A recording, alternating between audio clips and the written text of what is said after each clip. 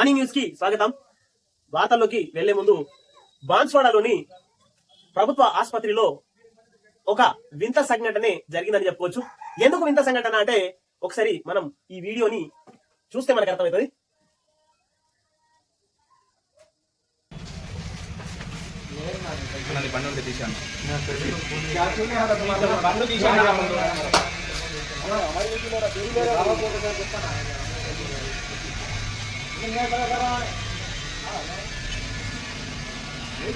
ఒకసారి ఇక్కడ చూడండి, ఒక పేషెంట్ కు ప్రాబ్లం వచ్చింది. ఒక పేషెంట్ కు ప్రాబ్లం వచ్చినప్పుడు ఒక ప్రైవేట్ అంబులెన్స్ ని పిలిపించిన వాళ్ళు. పిలిపిస్తే అక్కడ అంబులెన్స్ డ్రైవర్లే నేను వెళ్తానంటే నేను వెళ్తాను, ఇప్పుడు నా లైను, ఇప్పుడు నేను వెళ్తాను అంటూ కేవలం వీళ్ళు ఇంత కకృతి పడడానికి కారణం ఏంటంటే ప్రభుత్వ హాస్పిటల్ల నుండి అంటే బాన్స్వాడ నుంచి నిజామాబాద్ కు ప్రభుత్వ హాస్పిటళ్లకు కాకుండా ప్రైవేట్ హాస్పిటళ్లకు వీళ్ళు తీసుకెళ్తారు. కేవలం కమిషన్లకు కకృతి పడి నేను వెళ్తానంటే నేను వెళ్తాను, నువ్వు 1000 రూపాయలు వెళ్తే నేను 500కి వెళ్తాను, నువ్వు 1500 కంటే నేను 1000 రూపాయలకి వెళ్తాను అంటూ వాళ్ళే ఒక్కరికొక్కరు కుక్కలు బిక్కున్నట్టు అంటే ఇస్తారని కుక్కలు బిక్కును తిన్నట్టుగా వీళ్ళు పేషెంట్ ఒకవైపు బాధపడుతుంటే నేను వెళ్తానంటే నేను వెళ్తాను పోటీకి అంటూ అంబులెన్స్లను దగ్గరికి తీసుకొచ్చి ఒక్కసారి ఈ చిత్రంలో చూద్దాం మనం ఎలా గొడవ పడుతున్నారు. 1, 2, 3 ఈ 3, 4 పోటీ పడుతున్నారు. వీళ్ళు నేను వెళ్తానంటే నేను వెళ్తాను అంటే వీళ్ళు కమిషన్ల కోసం ఎంత కకృతి పడుతున్నారో మనకు చూస్తేనే అర్థమైపోతుంది. ప్రజలారా జాగ్రత్త. ఒకసారి మీరు ప్రభుత్వ హాస్పిటల్ ఇక్కడ బాన్స్వాడ గాని ఇక్కడ నుండి నిజామాబాద్ గాని అన్ని ప్రభుత్వ హాస్పిటల్లో చాలా ఎక్విప్మెంట్స్ ఉన్నాయి. అక్కడ అన్ని సేవలు మనకు అందుతాయి. దయచేసి ప్రభుత్వ హాస్పిటళ్లకు మాత్రమే వెళ్ళాలి. ప్రైవేట్ హాస్పిటల్లకు వెళ్తే నిండుగా ముంచేస్తారు.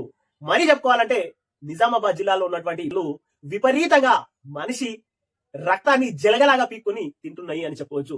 కేవలం వాళ్ళు రోగిని మొత్తం పీల్చి పిప్పి చేసి మొత్తం అతనిని డబ్బులు మొత్తం కాజేసి అంటే పేషెంట్ పేరు మీద రోగాల పేరు మీద మొత్తం మీద మనిషికి కావాల్సింది ఆరోగ్యం మీద ఉన్న ఆ తీపితోనే ఎంతకైనా ఖర్చు పెట్టడానికి వెనకకు ముందు కాడు. కానీ ఇక్కడ ప్రభుత్వ హాస్పిటల్స్ కాకుండా ప్రైవేట్ హాస్పిటల్ యాజమాన్యాలు కేవలం అదొకటే ఆశగా చూసి ప్రాణాల మీద తీపి ప్రతి మనిషికి ఉంటది. డబ్బుతో ఎంతకైనా ఖర్చు పెట్టడానికి వెనక ముందు ఆలోచించారు. కాబట్టి ఈ యొక్క అవసరాన్ని చూసి కార్పొరేట్ హాస్పిటళ్లు ఎంతకైనా తెగిస్తున్నాయి. ఎక్స్రేల పేర్ల మీద, ఎంఆర్ఐల పేర్ల మీద, ప్రతి దానిపైన మొత్తం మీద కమిషన్లు. ఇక్కడి నుంచి అంబులెన్స్ నుంచి మొదలు పెడితే ప్రతి చోట కమిషనే. ఆర్ఎంపీలకు గానీ పిఎంపీలకు గానీ ప్రతి ఒక్కరికి కమిషన్లతోనే మొత్తం మీద నడుస్తుందని చెప్పుకోవచ్చు. ఇదొక స్కామ్ లాగా అనే చెప్పుకోవచ్చు. మొత్తం మీద ప్రైవేట్ ఆసుపత్రుల దాసుడు మీదనే మొత్తం మీద గురిపెట్టినాయి ప్రైవేట్ ఆసుపత్రులు. మొత్తానికైతే ఇక్కడ ఒక చిన్న సంఘటన చూడండి. మొత్తం మీద గవర్నమెంట్ హాస్పిటల్ నుంచి నిజామాబాద్ తీసుకెళ్లడానికి నేను వెళ్తాను అటు పోటీ పడుతున్న ఈ డ్రైవర్లు కేవలం కమిషన్ల కక్కుతి కోసమే అంటూ అక్కడ ఉన్నటువంటి ప్రజలు చూసుకుంటూ ముక్కున వేలేసుకున్నారని చెప్పుకోవచ్చు.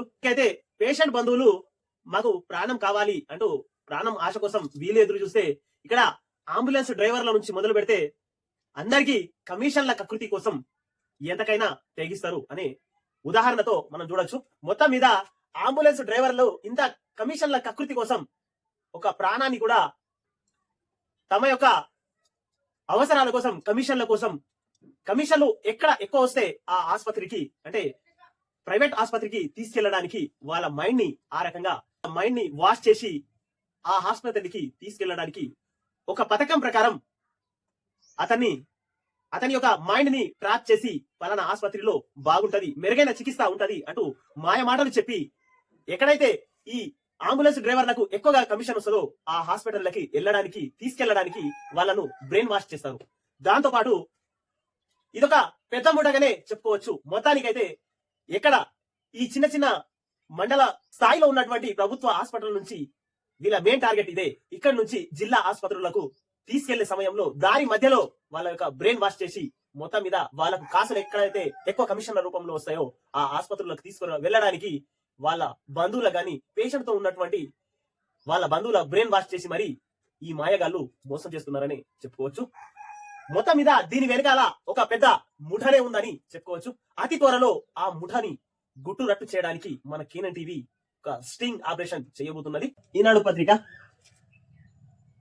అడుగులు ఆగనీకు అంటూ వార్త వేసుకొని వచ్చింది. ఇక్కడ యుద్ధంలో వేల మంది ప్రత్యర్థులను సంహరించేవాడి కన్నా తన మనసును తాను జయించిన వాడే అసలైన వీరుడు.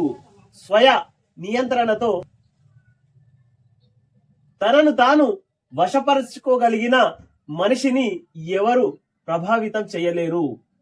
సమయాన్ని వృధా చేయడం అంటే నిన్ను నీవు దోపిడీ చేసుకునడమే అంటూ గౌతమ బుద్ధుడు అంటూ వార్త తీసుకొని వచ్చింది. ఇక్కడ కొత్త సంవత్సరంలో అడుగు పెట్టాం, ఇప్పటికే చాలా అనుకొని ఉంటారు, ఇలా చేయాలి, ఇవి సాధించాలని తీర్మానాలు చేసుకొని ఉంటారు.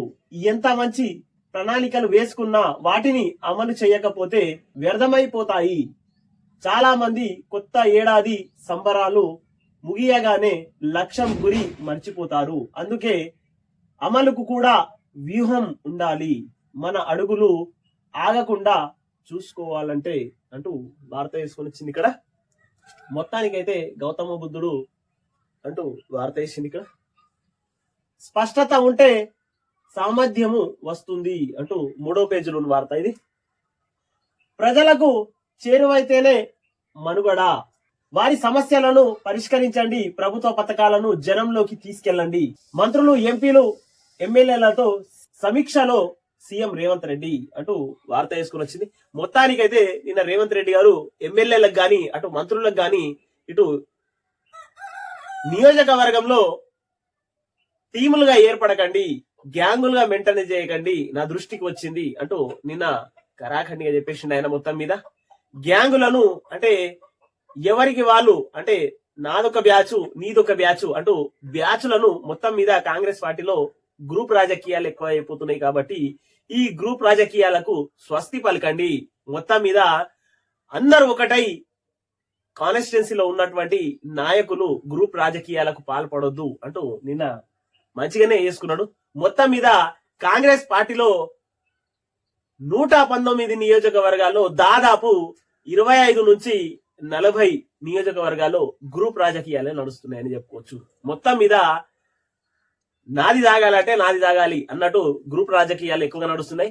వీటిపైన దృష్టి పెట్టకుండా ప్రజల సమస్యల పైన దృష్టి పెట్టండి అంటూ నిన్న ఎమ్మెల్యేలకు గాని మంత్రులకు గాని గట్టిగానే అరుచుకున్నాడు. మొత్తానికైతే నా రిపోర్ట్ ఏందో నేను బయట పెడతా, మీ పాలన రిపోర్ట్ ఏందో అది కూడా బయట పెడతాం, నాకు అందుతున్నాయి కొన్ని వస్తున్నాయి మీ నుంచి అంటూ నిన్న మంచిగానే చేసిండు. మొత్తానికైతే కాంగ్రెస్ రేవంత్ రెడ్డి అధ్యక్షతన తెలంగాణ రాష్ట్రంలో ప్రజాపాలన 100% సక్సెస్ జరుగుతుందని చెప్పుకోవచ్చు. ప్రజల నుంచి ఆదర అభిమానాలు ఎక్కువగా రేవంత్ రెడ్డి గారికి ఉన్నాయి కాబట్టి అది సాధ్యం అవుతుంది అంటూ కాంగ్రెస్ పార్టీ సీనియర్లు చెప్పుకొస్తున్నారు. సమావేశంలో మాట్లాడుతున్న సీఎం రేవంత్ రెడ్డి చిత్రంలో పొన్నం ప్రభాకర్, వంశీచంద్ర రెడ్డి, శ్రీధర్ బాబు, పొంగులేటి శ్రీనివాస్ రెడ్డి, మల్లు రవి, అనిల్ కుమార్ యాదవ్, చామల కిరణ్ కుమార్ రెడ్డి, మక్కన్ సింగ్, రాజ్ ఠాగూర్ తదితరులు అంటూ వార్త వేసుకొని వచ్చింది. ఏది ఏమైనా ఇలా పేపర్ లో బ్యానర్ ఐటమ్ గా ప్రజలకు చేరువైతేనే మనుగడ ఉంటది అంటూ అతి సన్నిహితంగా కాన్స్టిట్యున్సీలో అక్కడ ఉన్నటువంటి ఎమ్మెల్యే గాని అక్కడ ఉన్నటువంటి మినిస్టర్లు గాని వ్యవహరించండి, ప్రజల సమస్యల పైన దృష్టి పెట్టండి, లేదంటే కాంగ్రెస్ పార్టీలో గ్రూప్ రాజకీయాలకు పాల్పడకండి. అతి త్వరలో కొన్ని పార్టీల నుండి మన పార్టీలకు భారీ ఎత్తున చేరికలు కూడా ఉంటాయి అంటూ నిన్న రేవంత్ రెడ్డి గారు అతి సున్నితంగా తమ ఎమ్మెల్యేలకు గాని మంత్రులకు గాని చెప్పుకుంటూనే తన రాజకీయ మార్కేంటో చూపిస్తున్నారని చెప్పుకోవచ్చు. మెడ్చల్ షామీర్పేట్ కు మెట్రో 3 నెలల్లో డిపిఆర్ ను సిద్ధం చేయండి, హెచ్ఎండిఏను ఆదేశించిన సీఎం రేవంత్ రెడ్డి అంటూ వార్త వేసుకొని వచ్చింది 2వ పేజీలోని వార్త. మొత్తం మీద మెడ్చల్ కు ఆ తర్వాత మెడ్చల్ నుండి షామీర్పేట్ వరకు మెట్రో ప్రాజెక్ట్ ని సిద్ధం చేయండి, డిపిఆర్ ను కేంద్రానికి పంపించండి అంటూ వార్త వేసుకొని వచ్చింది. పంట బీమా పథకాల పొడిగింపు, డిఏపిపై రాయితీకి రూపాయలు 3,850 కోట్లు కేటాయింపు, రూపాయలు 69,51,571 కోట్లకు పెంపు, కేంద్ర కేబినెట్ నిర్ణయాలు అంటూ 2వ పేజీలోని వార్త ఇది. గేటెడ్ కమ్యూనిటీలో ఏం చేయొచ్చు, ఏం చేయకూడదు, నిర్వహణ నిమిత్తం అసోసియేషన్లకు మార్గదర్శకాలు జారీ చేయండి అంటూ హైకోర్టు చెప్తుంది. అక్రమ కార్యకలాపాల నియంత్రణకు ఇవి అవసరం. నగర పోలీసు కమిషనర్ కు హైకోర్టు ఆదేశం అంటూ 11వ పేజీలోని వార్త ఇది. వాహనాలతో బీభత్సం. అమెరికాలో కొత్త సంవత్సర వేడుకల్లో జనంపైకి దూసుకెళ్లిన దుండగుడు, 10 మంది మృతి, 33 మందికి గాయాలు. అనంతరం పోలీసుల పైన నిందితుడు కాల్పులు. దుండగుడి కాల్చివేత ఉగ్రచర్యగా అనుమానం అంటూ 2వ పేజీలోని వార్త. న్యూ ఇయర్ రోజున వాహనం ప్రజలపైకి దూసుకెళ్లి 10 మంది చనిపోయారు, 33 మంది పాపం ఆసుపత్రి పాలయ్యారు. మొత్తం మీద ఆ దుండగుడిని పోలీసులు కాల్చేసిర్రు. మొత్తం మీద ఉగ్రచర్యగా భావిస్తున్నారు అంటూ వార్త తీసుకొని వచ్చింది ఇక్కడ.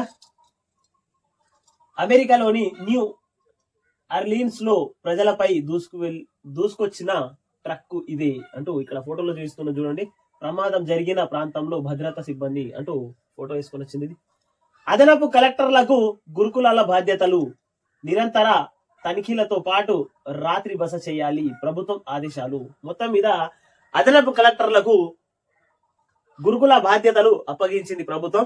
రాత్రి వేళలా అక్కడ బస చేయాలి, గురుకులాల పైన ఒక కన్నేసి ఉంచాలి అంటూ ప్రభుత్వం అప్పగించింది వీళ్ళకు. 2వ పేజీలోని వార్త ఇది. కొత్త సంవత్సరంలో కాంగ్రెస్ కొత్త మోసాలు. స్థానిక ఎన్నికల్లో బీసీలకు 42% రిజర్వేషన్లను అడ్డుకునే కుట్ర. మీడియాతో ఇష్టాగోష్ఠిలో కేటీఆర్. ఏప్రిల్లో భారీ సభ ఉంటుందని వెల్లడి. మొత్తం మీద కొత్త సంవత్సరంలో కాంగ్రెస్ కొత్త మోసాలు చేస్తున్నది అంటూ మీడియాతో ఇష్టాగోష్ఠిలో నిన్న కేటీఆర్ గారు చెప్పుకొని వచ్చారు. స్థానిక ఎన్నికల్లో బీసీలకు 42% అంటూ అడ్డుకునే కుట్ర అంటూ వార్త తీసుకొని వచ్చింది ఇక్కడ. ఏప్రిల్లో బీఆర్ఎస్ భారీ సభ పెట్టబోతున్నది అంటూ వార్త. ఇక్కడ బీఆర్ఎస్ ఏమో కాంగ్రెస్ మోసం చేస్తున్నది, కొత్త మోసాలు అంటూ బీఆర్ఎస్ చెప్పుకొని వస్తుంది.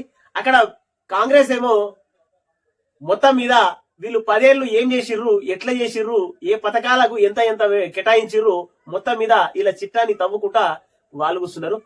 మొత్తం మీద అతి త్వరలో కేటీఆర్ కటకటాల పాళ్ళవుతాడు అంటూ కాంగ్రెస్ సీనియర్లు కొందరు చెప్పుకొని వస్తున్నారు. మొత్తం మీద వీళ్ళేమో ఏప్రిల్లో భారీ సభ ఉంటది అని అంటారు. అక్కడ సీనియర్లేమో ఏప్రిల్ లోపు ఇతను కటకటాల్లో ఉంటాడు అంటూ వాళ్ళు చెప్పుకొస్తున్నారు. మొత్తం మీద కేటీఆర్ కొత్త సంవత్సరం రోజున ఏదో ఒకటి చెప్పాలని మీడియా ముందుకు వచ్చి ఏదో ఒకటి గడబడ చేసిండు అని చెప్పుకోవచ్చు అంటూ తెలంగాణ ప్రజలు అంటున్నారు. ఫార్ములా ఈ రేస్ కేసులో నేటి నుంచి ఈడీ విచారణ అంటూ 2వ పేజీలోని వార్త. ఇక నిండా మునిగినోడికి సలేం ఉంది. మొత్తం మీద కేటీఆర్ కు ఒక వైపు నుంచి ఉచ్చు బిగిస్తున్నది, 2వ వైపు నుంచి కేటీఆర్ ప్రభుత్వం పైన ఒంటి కాళ్ళతో లేవాలని చూస్తున్నాడు. కానీ నువ్వు ఎంత వేసినా గానీ అది వేస్టే అంటూ తెలంగాణ ప్రజలు అనుకుంటున్నారు. మొత్తం మీద కేటీఆర్ కు 100కు 100% ఉచ్చు బిగించిందనే చెప్పుకోవచ్చు. ఆయన మీడియా సాక్షిగా కూడా ఈ ఫార్ములా కేసు కు సంబంధించినటువంటి విషయాలు మీడియా సాక్షిగా ఆయననే వెల్లడించిండు. ఇక్కడ కోర్టులోకి వచ్చేసరికి అది మొత్తం మీద ఉల్టా పల్టా అవుతున్నది. అంటే ఈయన చెప్పింది ఒకటైతే నేను చెప్పలేదు అంటూ మళ్ళీ కేటీఆర్ తరఫున న్యాయవాది చెప్పుకొస్తున్నాడు. మొత్తం మీద దాంట్లో విచారణకి వెళ్ళి మాట్లాడితే అక్కడ ఉన్నది లేనిది అవునా కాదా అనేది బయటపడుతుంది. అప్పుడు నువ్వు కడిగిన ముత్యం లేక బయటకు వస్తావో లేదా కటకటాల పాలుకైతావో అది కోర్టు నిర్ణయిస్తుంది. దానికి నువ్వు కటకటాల పాలైతావో లేక బయట కడిగిన ముత్యం లెక్క వస్తావో అని ప్రజలు, తెలంగాణ ప్రజలు ఎదురు చూస్తున్నారు. మొత్తం మీద కేటీఆర్ కడిగిన ముత్యం లెక్క బయటకు రావాలని ఆయన బీఆర్ఎస్ పార్టీ నాయకులు చెప్పుస్తున్నారు.